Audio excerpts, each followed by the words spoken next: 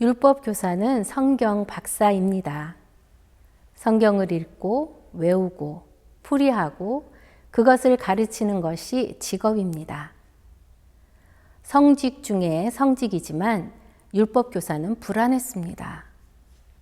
아무래도 자신은 영생 밖에 있는 것 같았기 때문입니다.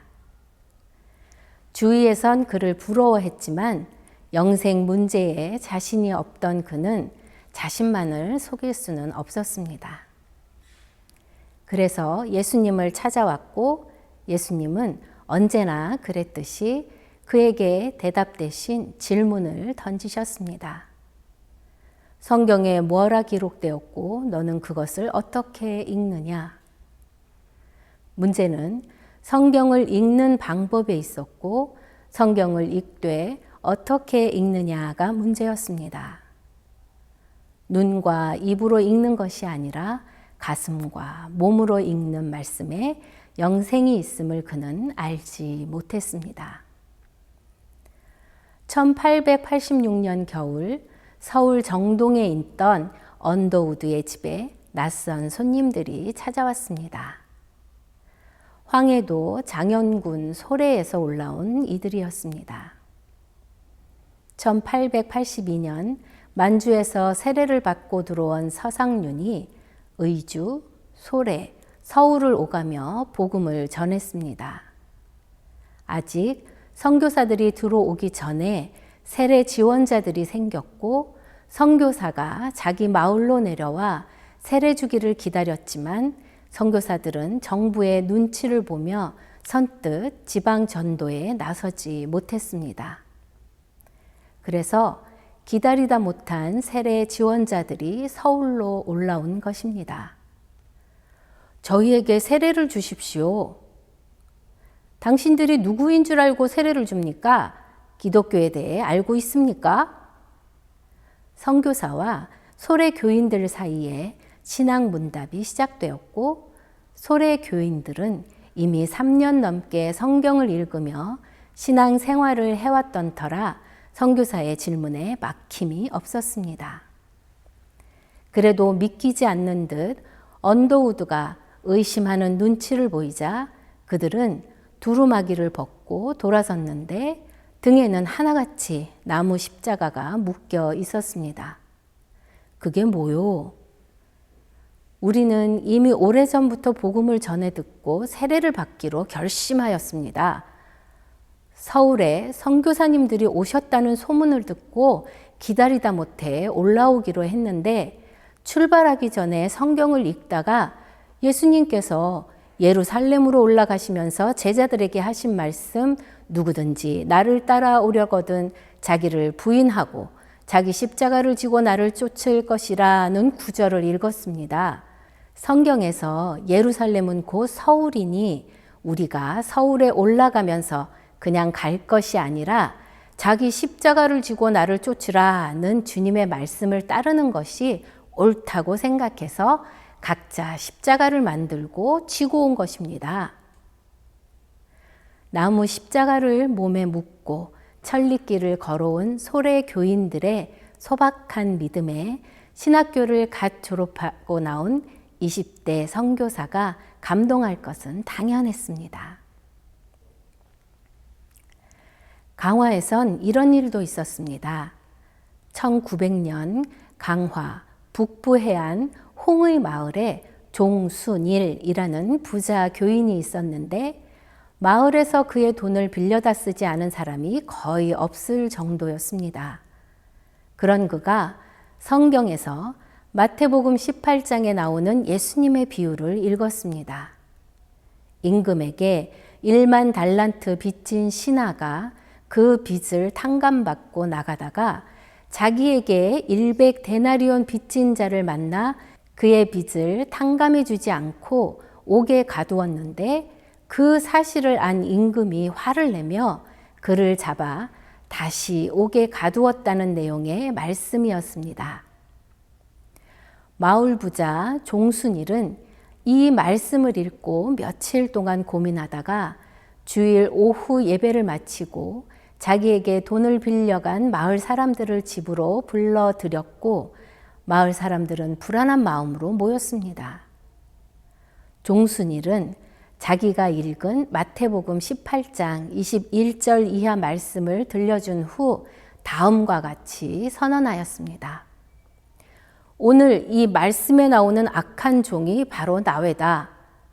내가 주님의 은혜로 죄사함을 받은 것이 1만 달란트 빚 탕감받은 것보다 더 크거늘 내가 여러분에게 돈을 빌려주고 그 돈을 받으려 하는 것이 100 데나리온 빚을 탕감해 주지 못한 것보다 더 악한 짓이요. 그러니 내가 천국에 들어가지 못할 것이 분명하니 오늘부로 여러분들에게 빌려준 돈은 없는 것으로 하겠소. 그는 빚 문서를 꺼내 모두가 보는 앞에서 불살라 없앴고 그 자리에 동석했던 교회 전도사가 증인이 되었습니다. 빚을 탕감받은 마을 사람들이 교인이 된 것은 당연했고 이것으로 끝난 것이 아니었습니다. 종순일은 내 소유를 팔아 가난한 자에게 주고 나를 따르라는 말씀을 읽고 자기 재산을 처분하여 교회에 헌납했습니다. 그리고 교회는 그 돈으로 가난한 자들을 위한 교회의 묘지를 구입했습니다. 또 얼마 있다가 예수님께서 제자들을 둘씩 짝지어 각 지방과 고을에 보내셨다는 말씀을 읽고 아내와 함께 괴나리 보찜을 메고 남쪽 길상면으로 전도 여행을 떠났습니다. 그 후 땅끝을 찾아다니며 전도했고 그는 그렇게 강화, 성모, 주문, 옹진 등지의 외딴 섬을 돌며 십수처 교회를 개척하였고 평생 가난한 전도자로 생을 마쳤습니다. 같은 무렵 강화읍교회, 지금의 강화중앙교회에 과부교인 김씨가 있었습니다. 자식도 없이 혼자였지만 재물에는 여유가 있어 복섬이란 여종을 부리고 있었습니다.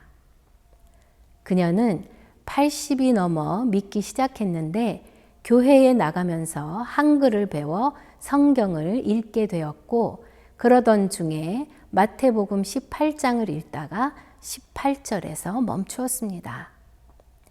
진실로 너희에게 이르노니 무엇이든지 너희가 땅에서 매면 하늘에서도 매일 것이요 무엇이든지 땅에서 풀면 하늘에서도 풀리리라. 김씨 부인은 이 말씀을 자신에게 적용하였습니다. 즉 몸종 복섬이를 데리고 있는 것을 매는 것으로 풀이했습니다.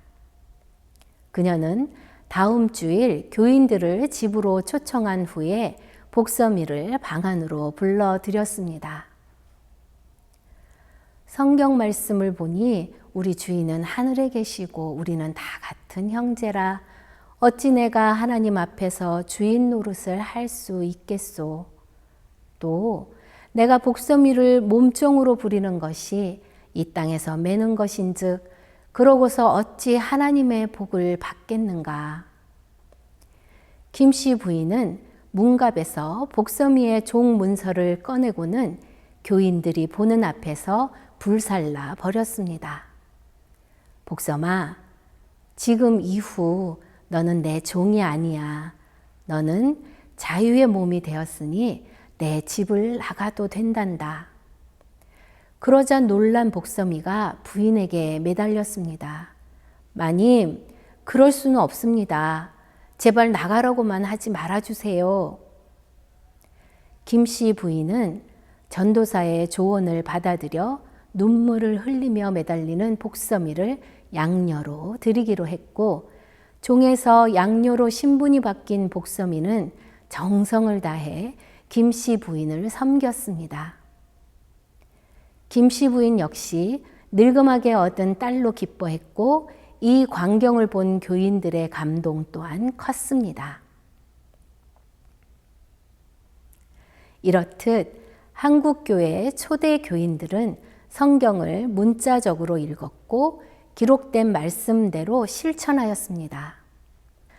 강화도에서 어떤 교인은 예수님께서 맹인을 고치실 때 했던 것처럼 침으로 진흙을 개서 맹인 눈에 바르고 기적이 나타나기를 기다려 선교사들을 곤혹스럽게 만들기도 했습니다. 선교사들은 이 같은 문자적 신앙을 미신적이라며 우려했지만 우리나라 사람들은 성경을 읽으면서 받은 감동을 문자적으로 실천하고 뒤이어 나타날 이적에 기대를 걸었습니다. 우리 선조들의 성경 신학은 억지 믿음이 아닌 감동에 의한 실천 믿음이었고 성경을 읽되 이해하기보다는 행하기 위해 읽었습니다. 그 결과 머리가 아닌 몸으로 성경을 읽는 한국 교회 특유의 소박한 신앙 전통이 수립되었습니다. 예수님께서 알기는 많이 알지만 행함이 없어 영생 문제로 불안해해서 찾아왔던 율법 교사에게 알려주신 해결책도 바로 그것이었습니다. 말씀을 머리로만 알고 행함이 없어 고민했던 율법 교사와 같은 자가 아니라 우리에게 믿음의 본을 보여주었던 한국 교회 초대 교인들처럼 기록된 말씀대로 실천하며 살아가는 우리 모두가 되기를 소망합니다.